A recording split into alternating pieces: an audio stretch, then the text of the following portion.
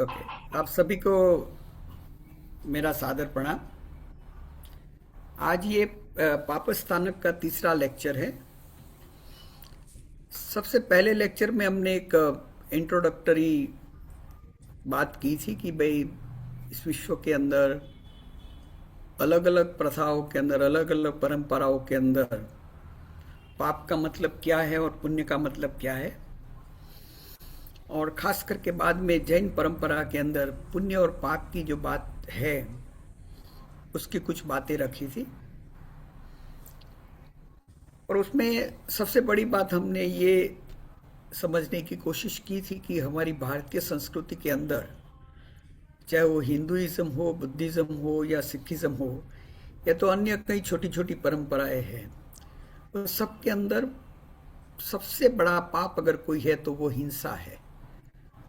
और पुण्य की भी थोड़ी समझ हमने उस समय पे ली थी कि पुण्य भी त्याजने लायक नहीं है, मोक्ष मार्ग के लिए पुण्य की भी जरूरत होती है। उस बात को लेके जो दूसरा प्रवचन हमारा जो था उसके अंदर हमने हिंसा के बारे में, प्राणातिपात वीरमण व्रत के बारे में काफी चर्चाएं की थी। खास करके स्वहिंसा क्या है, परहिंसा क्या है, द्रव्य हिंसा क्या है, भाव हिंसा क्या है, विधेयात्मक अहिंसा और निषेधात्मक अहिंसा क्या है, और अहिंसा का हमारे जीवन के अंदर इतना बड़ा महत्व क्यों है, उसकी बात हमने की थी।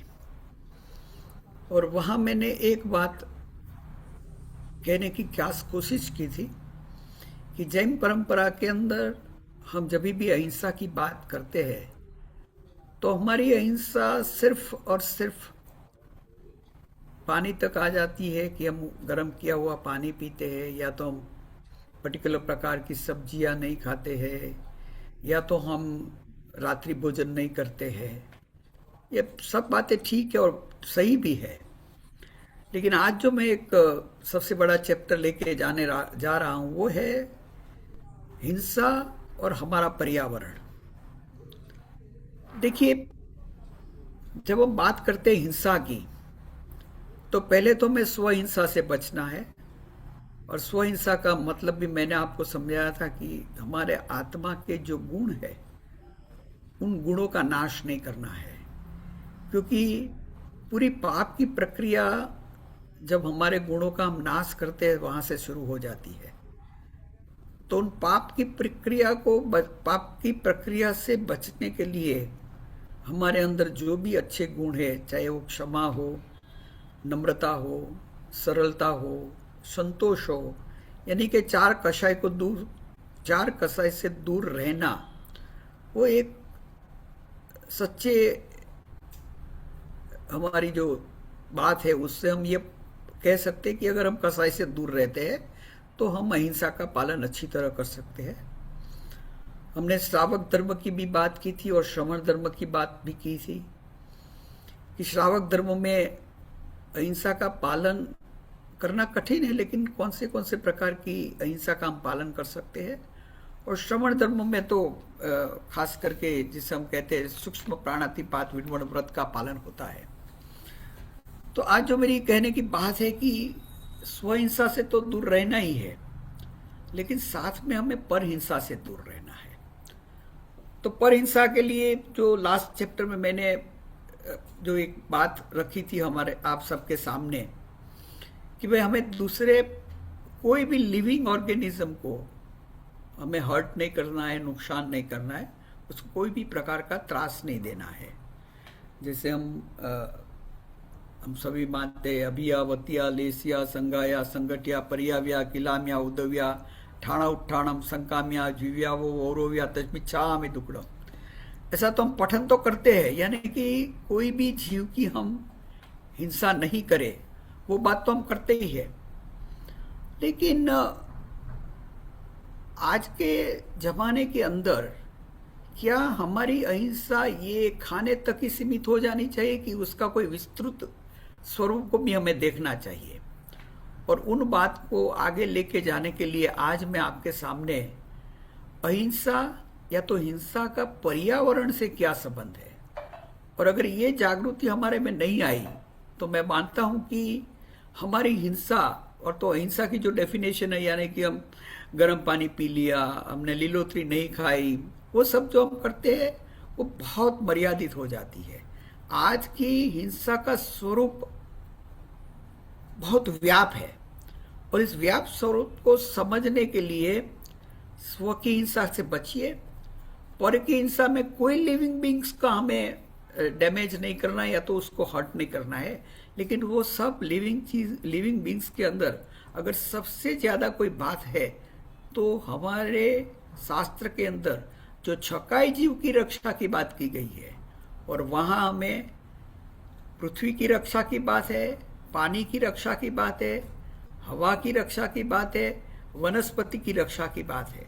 तो ये चार जो हमारे, जैसे एक दृष्टि से इसको पर्यावरण कहते हैं, तो उन पर्यावरण की रक्षा की जो बात हमारे शास्त्रों के माध्यम से हमें मिली है वो हमें समझने की जरूरत है। देखिए, एक छोटा सा प्रश्न हम पूछ सकते हैं। आज हमारे देश में काफी पर्यावरण एक्टिविस्ट, यानी कि जो पर्यावरण का ख्याल रखे, वैसे काफी संस्थाएं भी है और काफी लोग भी है। तो एक थोड़ा सा प्रश्न तो हमारे मन में आएगा कि हमारा इस पर्यावरण की रक्षा के जो भी हो रहा है वहाँ हमारा पार्टिसिपेशन कितना है।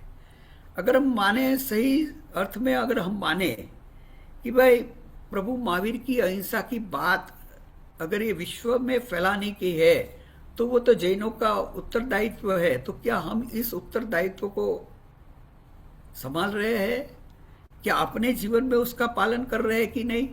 तो उस बात को लेके आज मैंने एक स्पेशल ये टॉपिक आप सबके लिए चूज किया है, और ये टॉपिक का मैंने नाम रखा है वायोलेंस एंड एनवायरमेंट, या तो पर्यावरण की मैं कुछ बात करने जा रहा हूँ। आपको कोई ये भी लगे कि भाई ये जब हम पाप स्थानक की बात करते हैं तो ये पर्यावरण को, इससे क्या कोई लेना देना है कि नहीं? तो मैं तो मानता हूं कि हिंसा की ही बात, पाप स्थानक की बात की शुरुआत भी हिंसा से होती है, और अगर 18 पाप स्थानक की बात कही जाए तो अंत में भी हम हिंसा की बात ही करते हैं। तो अगर हम हिंसा को बराबर समझे या तो अहिंसा को बराबर समझे तो मुझे लगता है कि 18 पाकिस्तान का जो सारांश है उसको हम बराबर समझ पाएंगे।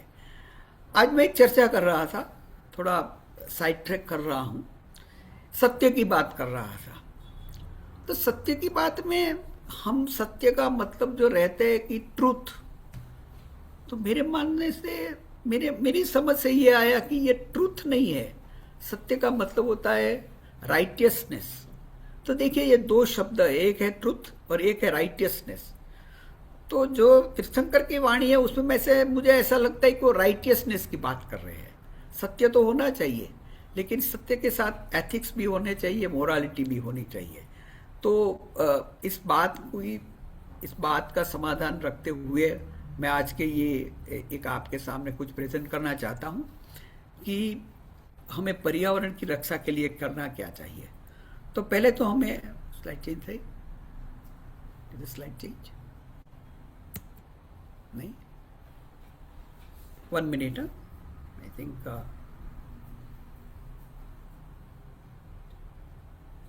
स्लाइड चेंज कैसे।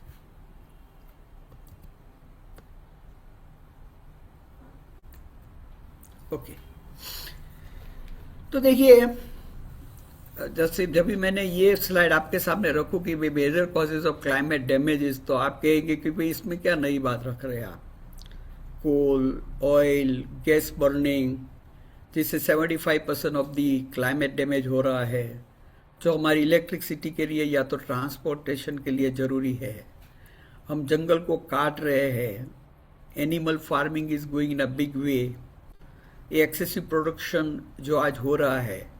तो देखिए, ये सब चीज़ें जो है ना, ये सब चीज़ें एक दृष्टि से देखा जाए तो मैन मेड है। यानी कि ये हिंसा के जो कारण है उस कारण में 100% हमारी भागीदारी है। यानी कि 100% हम ही है, किसी की भागीदारी और कोई है ही नहीं। जैसे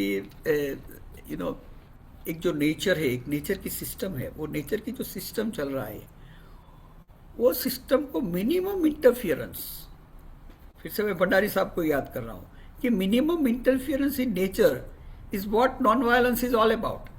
लेकिन हमारी आज की जो भी प्रवृत्तियां है, आज भी हमारी जो भी लाइफस्टाइल है, उसमें हम नेचर को कितना डिस्टर्ब कर रहे हैं।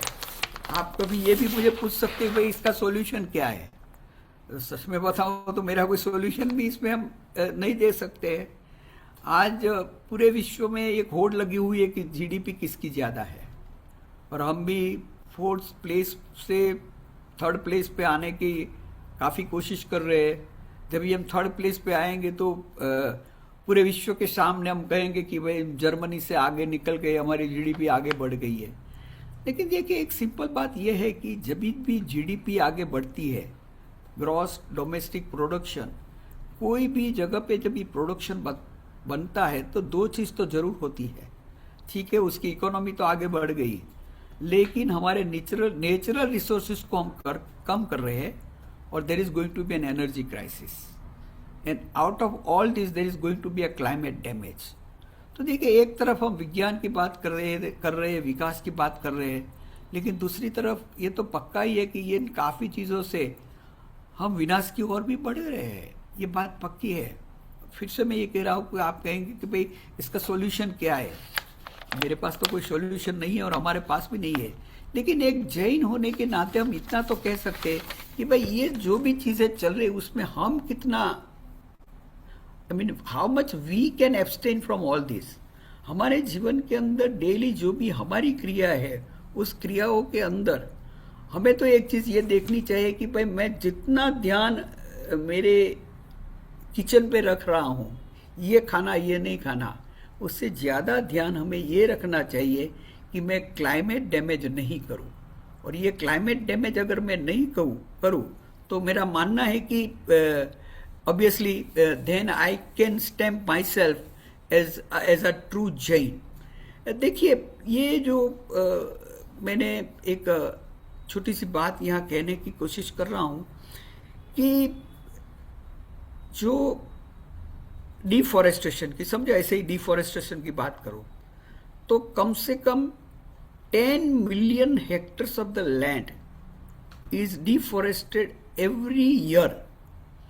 और ऐसा कहा जाता है कि लास्ट 15-20 ईयर्स में 1/3 of the forest is already destroyed by us, obviously for various purposes, like हम एग्रीकल्चर के लिए ज़्यादा ज़मीन चाहिए, अर्बनाइजेशन के लिए हमें ज़्यादा ज़मीन चाहिए, हमारे ये जो अलग अलग प्रकार की हम जो प्रवृत्तियाँ कर रहे हैं, जैसे कि हमें वुड चाहिए, तो इन सब चीज़ों के लिए हम डिफॉरेस्टेशन कर रहे हैं।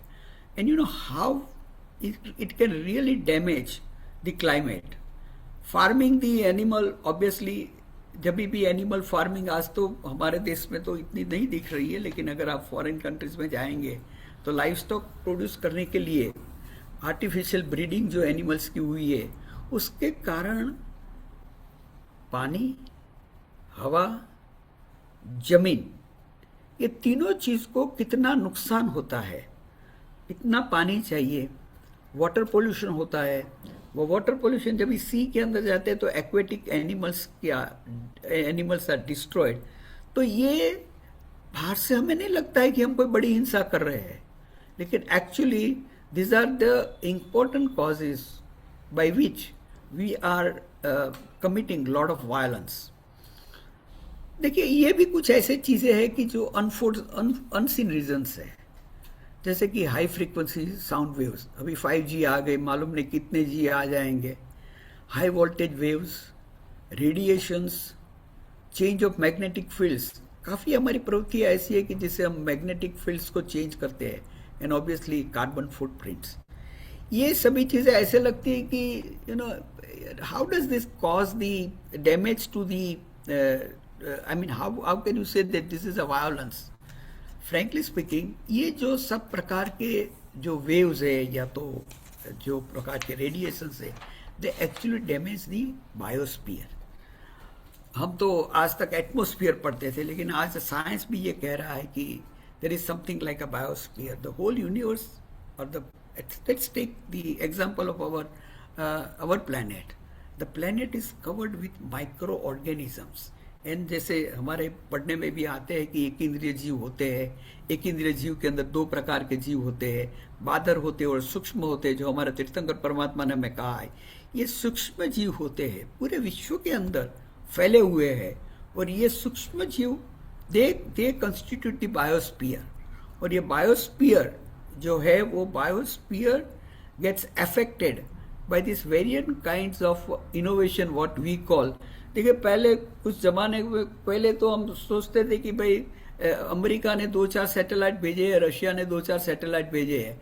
आज तो हम देखते हैं कि इतने सैटेलाइट आज आकाश में फैले हुए हैं और सबको एनर्जी चाहिए। कितनी फ्लाइटें आज रफली 1 लाख यानी कि 10 million flights are flying daily. It's not ऐसा नहीं है कि भाई पूरे बरस की है। 1 लाख फ्लाइट्स आज पूरे विश्व के अंदर यहाँ से वहाँ जा रही है। और हमें ये भी समझना चाहिए कि how much fuel it is using and how much carbon dioxide it must be spreading into the atmosphere. और again let's understand all this is man made. This is not a naturally occurring phenomenon. तो हम फिर से मैं यही कहना चाहता हूँ, हम जब भी अहिंसा की बात करते तो हम एक लिमिट हो जाते हैं हमारे किचन तक। ये सब चीज़ पे हमारा ध्यान बहुत कम है, उसको उजागर करने की मैं आज कोशिश कर रहा हूँ। थोड़ी स्टैटिस्टिक्स देख लीजिए। हो सकता है हम कहेंगे भाई हम तो इसमें पार्टिसिपेट नहीं कर रहे हैं, लेकिन विश्व में क्या हो रहा है उसको भी हमें जानना जरूरी है। 200 millions 20 crore chickens are killed every day. Same number 20 crore animals are killed every day and trillions of aquatic animal, खास करके उसमें हम जो फिश लेते हैं, लॉबस्टर्स लेते हैं, दे आर द एनिमल्स और they are the species which are killed every day, trillions of them.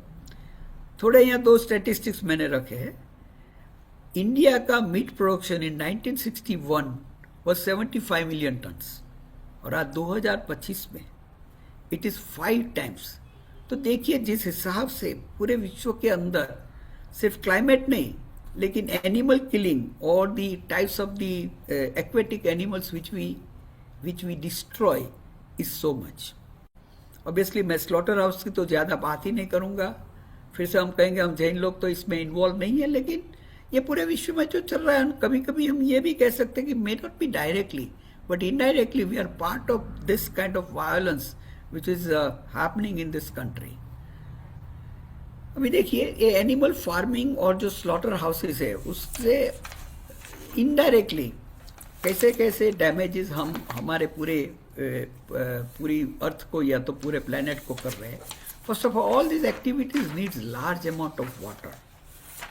The water availability of the drinking water, because ये सब ड्रिंकिंग वाटर पे होता है, ये कोई सी वाटर से नहीं होता है, is very minimum, I mean very limited. और उसमें से काफ़ी water is used for these activities.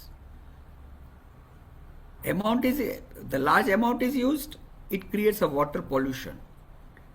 ये वाटर जो भी है वो जब भी, because it all contains blood, oil, grease, fats, ammonia, dangerous fecal bacteria, तो ये सब it gets mixed with all other water which we are going to drink.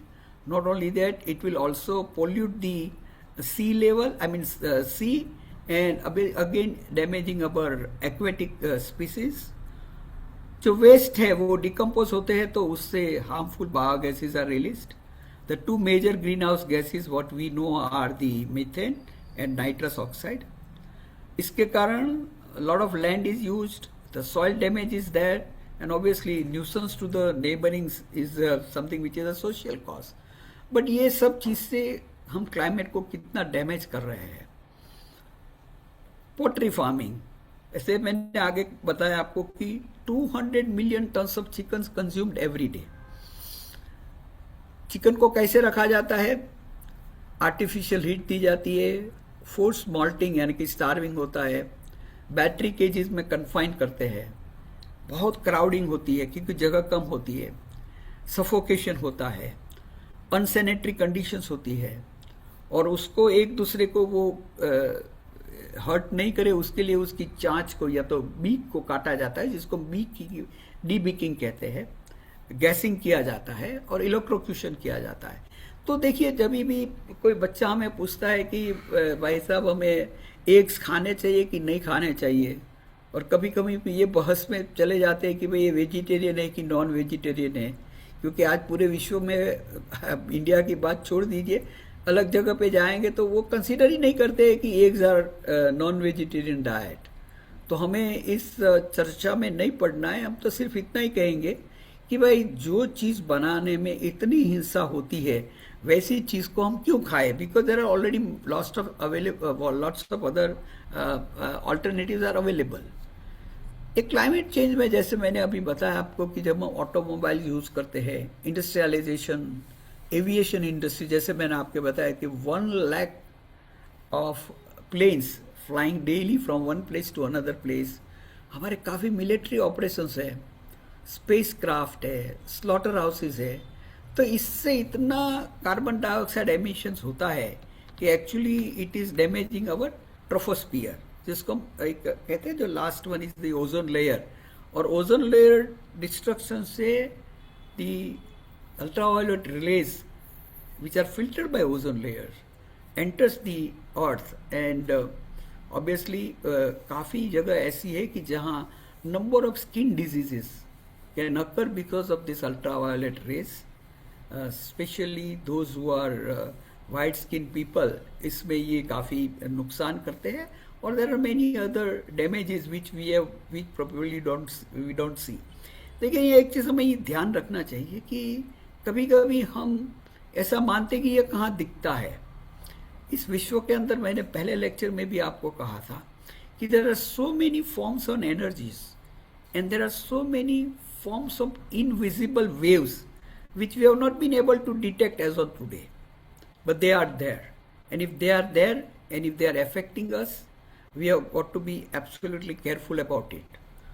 Temperature, जिसको हम ग्लोबल वार्मिंग कहते हैं, अर्थ टाइम भी आपने सुना होगा कि how much time does the earth take to repair, ये टाइम धीरे धीरे बढ़ता जा रहा है। So that means the effect of the climate is so bad that it is worsening the whole environment of our planet। Obviously, because of this, agriculture is affected, sea level is increasing। कई लोग तो ऐसा predict कर रहे हैं कि भाई काफ़ी सी लेवल इतना बढ़ जाएगा कि प्लेसेस लाइक फ्लोरिडा, बांग्लादेश और इवन श्रीलंका और सम पार्ट ऑफ जो कोस्टल एरियाज ऑफ हमारे कंट्री के, वो सब सबमर्ज्ड हो जाएंगे। That would be the sea level which will increase over a period of another 50 to 100 years। Obviously, Arctic likely to be ice free, जिसको हम glacier जो आज मेल्टिंग हो रहे हैं उसकी बात कर रहे हैं।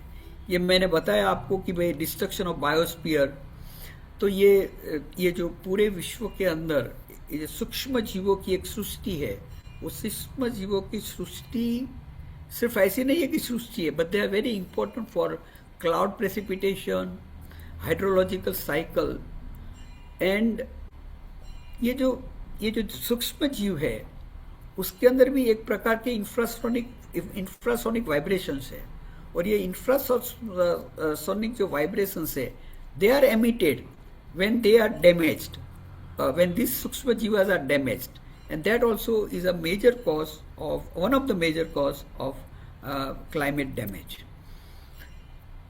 ये तो देखिए, ये थोड़ी there are people who might dispute about this, but there are some indirect evidences which says that natural calamities are obviously because of the climate damage, and this climate damage is because of the violence. And there are few studies which does say that because of the violence which is increasing, there are increased earthquakes, the volcanoes eruptions are more, hurricanes are more, cyclones are more, tsunamis are more, pan epidemics are more, number of species are getting extinct। 5 major extincts have occurred in this particular history of our mankind, and obviously as I mention to you, earth hours are increasing. Earth hours का मतलब होता है the amount of the time which earth takes to repair the damage which is happening. So that's again happening. So in a way we are damaging hundreds of species of plants and many living beings. तो ऐसा एक प्रश्न आता है कि भाई हमारा number कभी लग जाएगा, क्योंकि हम इससे बच नहीं पाएंगे if the climate damage continues like this. So what we learn from all these things is that universe is not only a matter but biosphere. ये खाली कोई पदार्थ नहीं है, लेकिन एक जीव सृष्टि की साथ में रहा हुआ मैटर है. Air, water, plant and fire and earth are bio substances and need to be protected. जो मैंने आगे भी आपको सूक्ष्म जीवों की बात की, और हमारा तो जैन दर्शन बहुत स्पष्ट बात करता है कि जैसे कि सूक्ष्म जीवों की जब भी डेफिनेशन आती है तो एक इंद्रिय जीव के अंदर भी हम दो प्रकार के जीव कहते हैं, सूक्ष्म और बादर. तो ये जो सूक्ष्म जीव, और वो इनफाइनाइट नंबर्स तो है ही, तो ये जो सूक्ष्म जीवों की सृष्टि है उसके ऊपर क्लाइमेट का असर, और उसके द्वारा क्लाइमेट के ऊपर जो असर होता है उसको, I mean that really needs lot of understanding of learning the basic concept of non violence and violence. Obviously मैंने ये तो आपको सबको बता ही दिया कि जैन धर्म तो यही मानता है कि भाई ये 6 प्रकार के बॉडीज है कि जहाँ जीव रहते हैं, जिसको हम पृथ्वी काय कहते हैं, आप काय कहते हैं, तेउ काय, वायु काय, वनस्पति काय और त्रस काय. ये 6 प्रकार के जो जीव है. और ऑब्वियसली लास्ट टाइम मैंने ये भी लिया था आपके लिए कि परस्पर उपग्रहो जीवाना. एक जीव यानी कि सब जीव एक दूसरे के ऊपर इंटरडिपेंडेंट है. ये इंटरडिपेंडेंस की जब जो बात आती है तो कभी कभी प्रश्न भी खड़े होते हैं कि भाई हमारे में तो कहा है कि भाई एक द्रव्य दूसरे द्रव्य का कुछ नहीं कर सकता है. मेरा मानना यह है कि जब भी हम ये डेफिनेशन कहते हैं कि एक द्रव्य दूसरे द्रव्य का कुछ नहीं कर सकता है, उसका मतलब थोड़ा अलग है. उसका मतलब यह है कि एक द्रव्य दूसरे द्रव्य में मर्ज नहीं हो सकता है. जो जैसे कि हिंदू शास्त्र में ऐसा कहा गया है कि आत्मा परमात्मा से मिलती है, तो हमारे में कोई आत्मा दूसरे आत्मा से नहीं मिलती है. तो ये इंडिपेंडेंस की बात वहां तक सीमित है. या तो आप ये भी कह सकते कि एक द्रव्य दूसरे द्रव्य में परिवर्तित नहीं होता है. अपना जो द्रव्यत्व का गुण है वो हमेशा उसके साथ में ही रहता है. तो यानी कि आकाश कभी काल नहीं बन सकता है, काल कभी पुद्गल नहीं बन सकता है, पुद्गल कभी जीव नहीं बन सकता है. तो उस दृष्टि से हम इंडिपेंडेंट है. लेकिन एक द्रव्य दूसरे द्रव्य का कुछ नहीं कर सकता है, यानी कि तो हम वहां ऐसे कर सोचते हैं कि भाई पुद्गल जीव का कुछ नहीं करेगा, जीव पुद्गल का कुछ नहीं करेगा. तो I think that's not right definition of understanding. क्योंकि फिर से मैं कहता हूं कि जब भी भंडारी साहब कहते थे कि परस्परोपग्रहो जीवानाम अजीवानाम, यानी कि हम सिर्फ जीवों के ऊपर नहीं, पुद्गल के ऊपर भी हम डिपेंडेंट है. तो ये पूरी सृष्टि की जो व्यवस्था है, पूरी सृष्टि की व्यवस्था ऐसे ही बनी है कि एवरीथिंग इज इंटरडिपेंडेंट. अभी जो जैसे कि फॉरेस्ट डिस्ट्रक्शन की कुछ मैंने बात यहाँ लिखी है, सॉइल डैमेजेस की बात लिखी है. ये जो मीट और चिकन इंडस्ट्रीज के कारण जो हमारी हमारे जो जंगल है उसको हम काट रहे हैं. और जैसे मैंने कहा कि 2% for fruits and vegetable versus 64% of the land is used for livestock production. Obviously industrialisation, paper industry, आज हम टिश्यू पेपर का ऐसा उपयोग कर रहे हैं कि हम ये समझ नहीं पा रहे कि क्यों ये जरूरी है, खास करके हमारे देश के अंदर. जब भी हम डाइनिंग टेबल पे बैठते हैं तो एक टिश्यू पेपर यानी कि भाई ये तो चाहिए ही, और इतने टिश्यू पेपर्स का हम यूज़ करते हैं. हम ये नहीं सोचते कि एक जैन के नाते तो हमें इन सब चीज़ों से हमारी we have to keep our self away from all such things.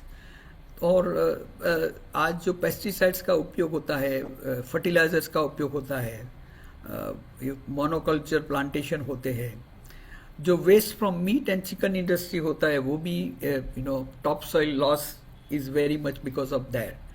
तो ये जो अलग अलग प्रकार के वायलेंस से हम वनस्पति का जीव और पृथ्वी का जीव को कितना नुकसान कर रहे हैं, ये आज हमें सोचना चाहिए. ऐसे मैंने यहाँ एक थोड़ा एग्जाम्पल लिया है कि 5,000 liters of water is required for 1 pound of cherries. 10,000 liters of water is required for 1 pound of green beans.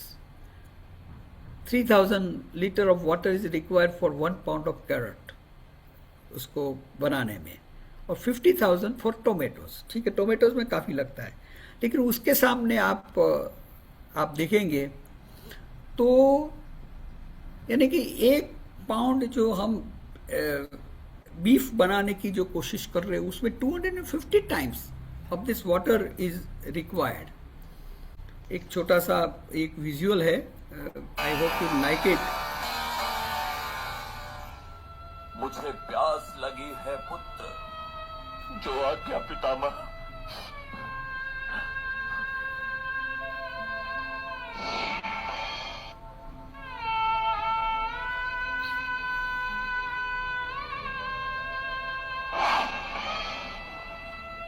हे गिरधर, धरती के गर्भ से जल क्यों नहीं आ रहा?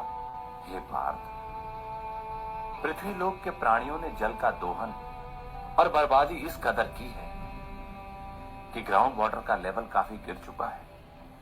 इससे नल, हैंडपंप, ट्यूबवेल में पानी आता नहीं और नदी, नाले, जोहड़, तालाब, झील, बावड़ियां सब सूख रहे हैं. हे प्रभु, ये तो बड़ी भयानक स्थिति की ओर बढ़ रहे हैं पृथ्वी लोक के लोग. बिल्कुल अर्जुन, अगर ये लोग अब भी नहीं जागे, पानी की बर्बादी नहीं रोकी और पानी की बचत नहीं शुरू की, तो वो दिन दूर नहीं जब अंत समय में 2 बूंद पानी के लिए भी लोगों को तरसना होगा. तो देखिए, जो ये ऐसी छोटी प्रेजेंटेशन है, लेकिन ultimately we are not realizing that how much water depletion is occurring, especially the top level. जो पानी आज मुझे मालूम है कि मैं जब भी गांव में रहता था तो 30 या 40 फीट पे पानी मिल जाता था, और आज जब भी हम गांव में जाते हैं, वाटर पंप की बात करते हैं, खेत की बात करते हैं, तो कम से कम 150 फीट तक जाना पड़ता है. So this has happen in just last 30-40 years. तो ये जो पानी का हम दुरुपयोग कर रहे हैं, as a Jain we have to be extremely careful. Again मैंने ये थोड़े यहाँ 1 पाउंड वेजिटेबल्स के लिए 40 गैलन वाटर चाहिए, और 1 पाउंड वीट के लिए 108 गैलन चाहिए, राइस के लिए 229 gallons of water is required, लेकिन 1 पाउंड मीट के लिए हमें 2500 गैलन वाटर की ज़रूरत पड़ती है. तो production of any non vegetarian product is very expensive from the use of water consumption. Again, I have already emphasized on the marine extinction, which is increasing as the oceans are industrialized. Scientists at Princeton University have revealed that bacteria are surviving 2.8 kilometers below the Earth's surface without oxygen, sunlight, and in extreme condition of temperature and pressure. तो ये जो पूरी जो marine ecosystem है, marine animals है, microbes है और plants है, they are very very essential for the balance of the ecosystem of our planet. Obviously, global water crisis, I don't want to go into more detail about it, but a day is going to come when we are going to face the water crisis.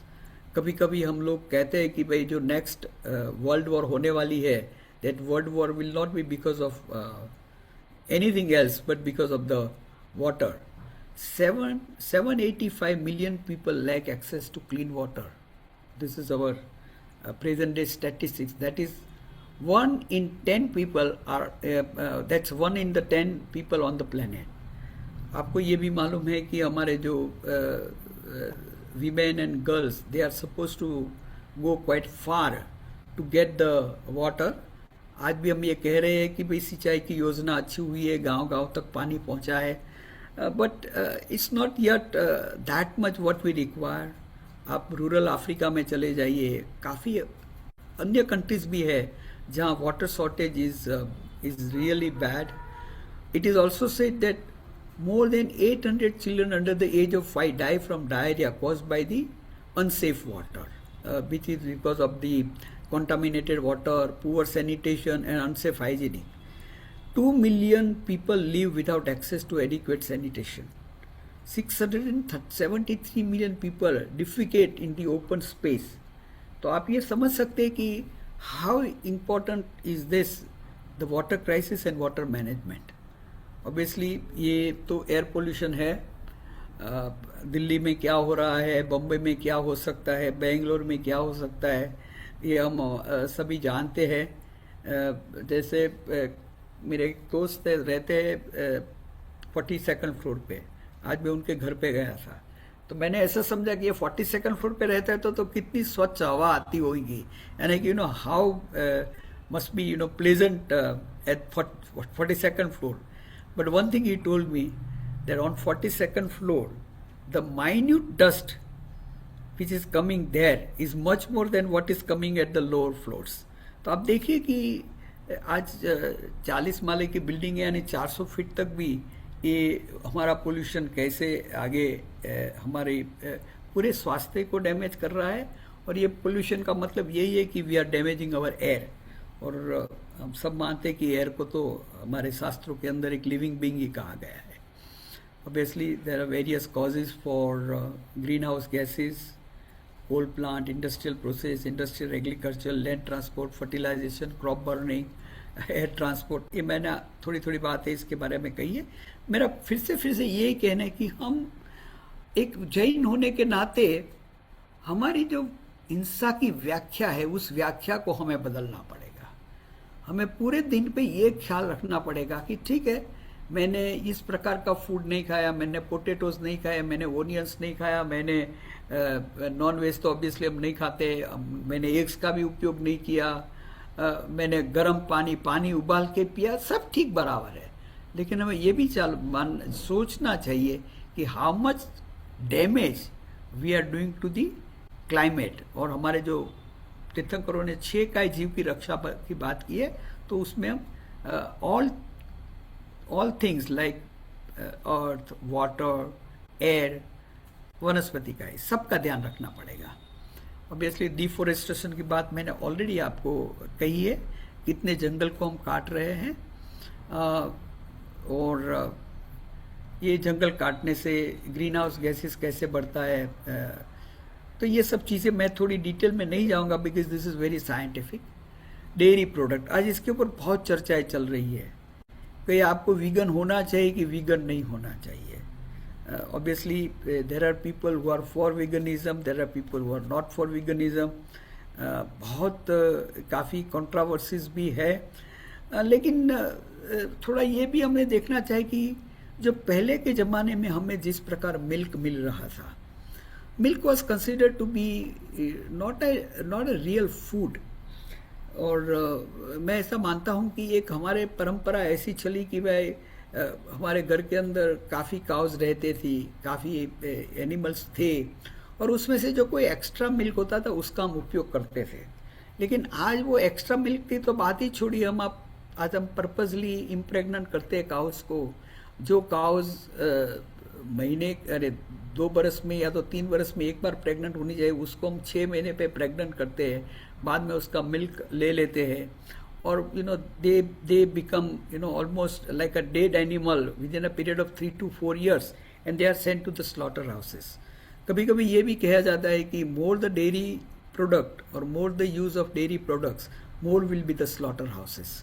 तो ये फिर से कह रहा हूँ, ये थोड़ा controversial subject है, but yes, if you read really in detail, you get convinced that we should not, we should try to limit dairy product. Ideally, we should not use dairy product. क्योंकि बचपन में हमें पढ़ाया गया था कि milk is a complete food, which as a scientist we now know that it's not really so. Obviously, use of leather, use of silk, use of wool, ये work, ये pearls, ये सभी चीज़ें ऐसी है कि which are the causes of violences. Obviously violence, जैसे मैंने पहले भी बताया था कि unless and until there is no अपरिग्रह, कॉन्सेप्ट ऑफ मिनिमलिज्म जब तक नहीं है तब तक हम वायलेंस से बच नहीं सकते हैं. We all understand about refuse, reduce, reuse, repurpose, recycle, ऐसे बहुत सी छोटी छोटी बातें हम कर रहे हैं, बट एक्चुअली जो आज हमारा कंजम्पशन है वो इज एक्चुअली इंक्रीजिंग. पहले हमारे घर में हम जितनी चीज रखते थे उससे आज अब कितनी ज्यादा रखते हैं. और obviously this is the question which everybody of us have to understand. Do I need it? Yes, then buy it. But do I want it? Then yes, it's not a thing to buy it. तो हमें पहले हमारे घर में हम जब भी कोई भी चीज़ लाते हैं तो हमें ये हमारी जात को पूछना चाहिए कि डू आई नीड इट और not. And obviously Gandhi ji ने बहुत बढ़िया बात कही थी, काफ़ी लोगों ने कही है कि there is enough for the need. The nature is going to provide us enough for the need but not for the greed. Obviously ये शॉपिंग की जो बात है वो तो काफ़ी आप में से जो भी लेडीज़ है उसको भी यहाँ तो सेल चल रहा है, हम ये बाय करेंगे वो बाय करेंगे, थोड़ा सस्ता मिल रहा है, घर पे लाके रखते हैं तो मालूम पड़ता है कि इसकी ज़रूरत तो नहीं थी. तो एक थोड़ा एक मेनिया है और ये मार्केटिंग वाले भी आपको इतना ललचा रहे हैं कि आप कुछ न कुछ खर्चा करके आते हैं. तो you have to really find out that whether I need this और नॉट. फैशन की बहुत बड़ी बातें चल रही है, ये फैशन चलेंगी वो फैशन चलेगी, नई नई फैशन आती है. तो obviously the market is increasing but at the same time देखिए मैंने यहाँ आपको एक थोड़ा सा know what does it takes to make your cloth. It takes 2700 litres of water to make one cotton shirt. ये तो बनाने की बात है, बाद में उसको आपको मेंटेन भी करना है.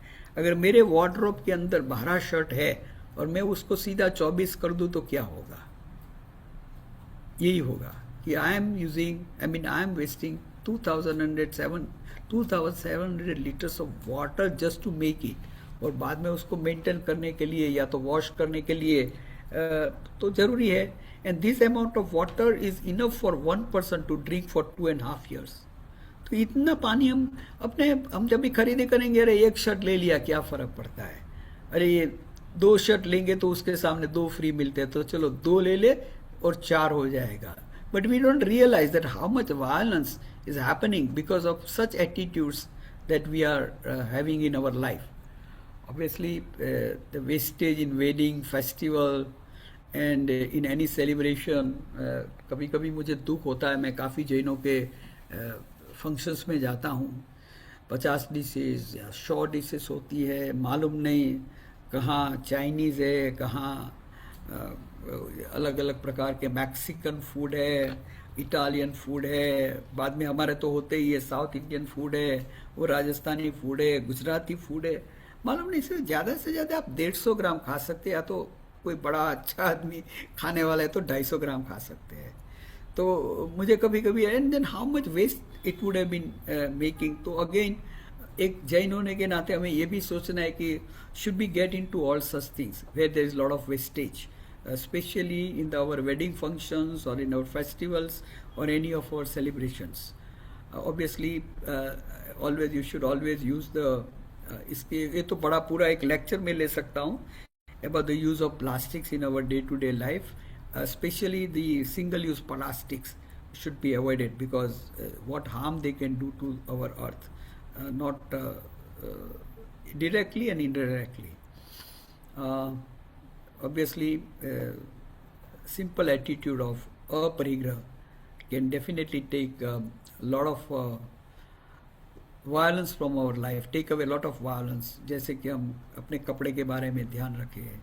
हम जैसे we have got lot of friends who know you usually carry their own bottle of water जो ग्लास की बनी हुई है. कॉफ़ी मग्स भी अपने आप से लेके जाते हैं, प्लास्टिक पैकेजिंग को अवॉइड करते हैं. So these are some of the climate friendly attitudes that we can develop for us. Obviously, I am just जो Infosys की हमारी there are people. I have just Krishnamurthy की जो वाइफ है सुधा कृष्णमूर्ति, और फेसबुक के जो को फाउंडर है मार्क जुकरबर्ग, ये काफ़ी एक ही प्रकार के टी शर्ट पहनते हैं और वो सिंपल साड़ी से रहती है. So money may be there, but your attitude to protect our climate should be equally there. We can't steal the future of our next generation or our future generation. आज हम जो भी कर रहे हैं उससे हो सकता है आज हम नुकसान नहीं देख पा रहे हैं, लेकिन it will definitely affect our future generation. Obviously, Parasparo Gravo Jivanam I have already said. These are one or two good videos which you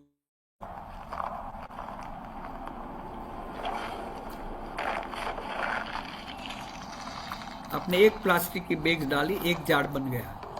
Is that the indirect effect or the direct effect what plastic can?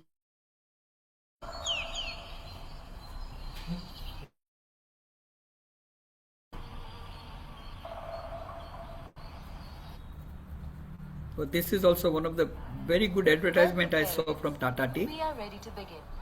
Kindly settle down.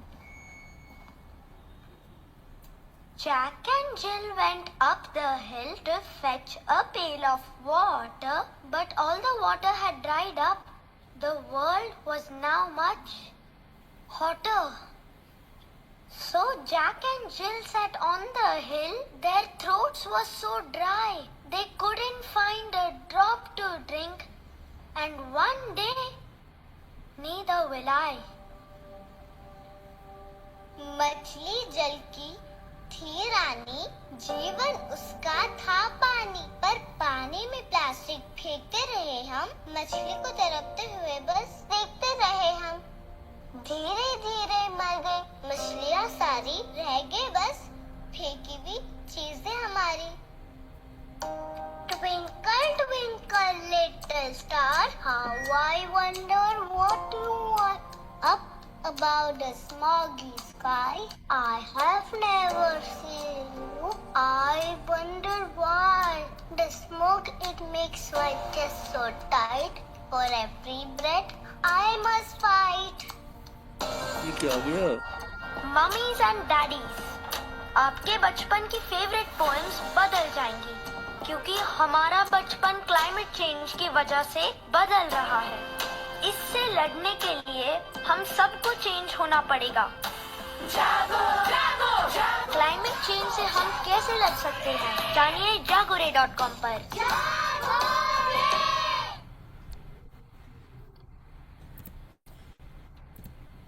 So friends, these are some of the small presentation which I want to make.